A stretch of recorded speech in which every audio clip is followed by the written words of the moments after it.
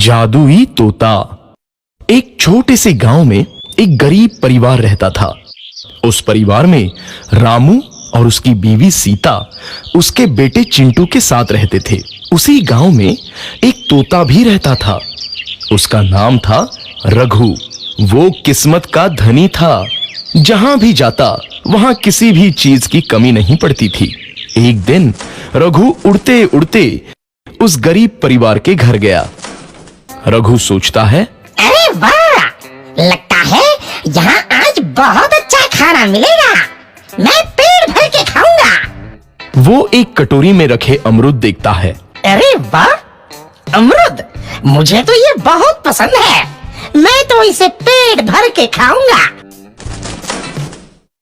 रघु तोता अमरूद खाने ही लगता है। तभी सीता रघु को अमरूद खाते देखती है तो गुस्सा हो जाती है और उसे वहां से भगा देती है। भाग यहाँ से, न जाने कहां से आ जाते हैं। मैं तो परेशान हो गई हूं इनसे। सीता के भगाने के बाद रघु चुपचाप से एक कोने में रहता है। धीरे धीरे उस परिवार की बरकत होने लगती है।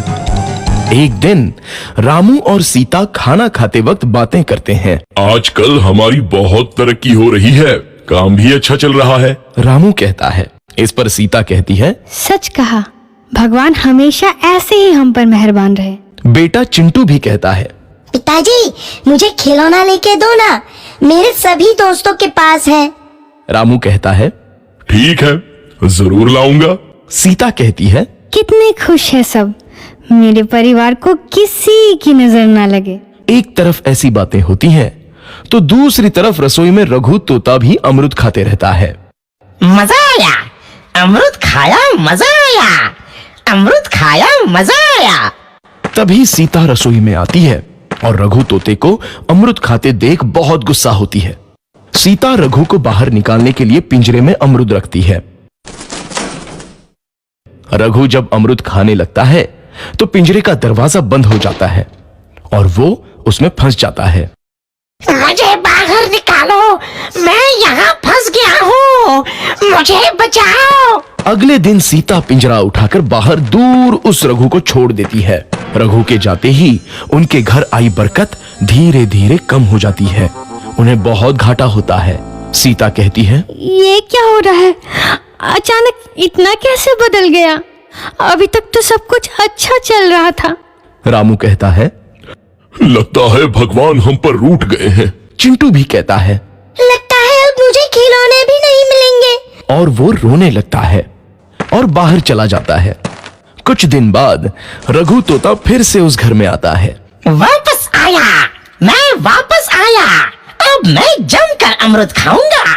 रघु सीधा रसोई घर में चला जाता है और अमरूद खाने लगता है।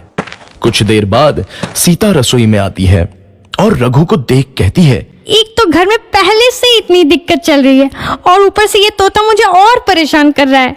सीता रघु को वहां से भगा देती है। रघु उड़कर किसी कोने में छुप जाता है। कुछ दिन बाद धीरे धीरे उस घर की बरकत वापस आने लगती है।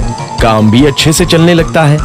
एक रात जब रघु तोता अमरूद खाने जाता है तो पिंजरे में फंस जाता है। ये लोग आखिर चाहते क्या हैं? एक तोते को शांति से अमरूद खाने क्यों नहीं देते? मैं कौन सा चोरी कर रहा हूँ? बस अमरूद ही तो खा रहा हूँ। तभी रामू वहां आता है और पिंजरे में रघु तोते को देख उसे बाहर छोड़ देता है। ये तोता भी कितना जिद्दी है, बार बार वापस आ जाता है। जैसे ही रामू रघु को छोड़ देता है, अगले दिन से फिर से उनके घर की बरकत जाने लगती है। काम में घाटा होता है। किसी को समझ नहीं आ रहा था कि ऐसा क्यों हो रहा है। रघु तोता घर आता है तो अचानक बरकत आती है और जब रघु तोता को बाहर निकालते हैं तो बरकत चली जाती है। एक दिन सीता रघु तोते के घर आने और बाहर जाने की स्थिति पर नजर रखती है। ये तोता जब भी घर आता है तो घर में बरकत आती है और जैसे ही ये घर से बाहर जाता है तो उसी के साथ बरकत भी चली जाती है। कहीं ये जादुई तोता तो नहीं है? अगली बार जब ये तोता घर आएगा तो मैं इसे कहीं नहीं जाने दूंगी। सीता रघु का बहुत इंतजार करती है लेकिन रघु तोता दोबारा उस घर में कभी नहीं आता।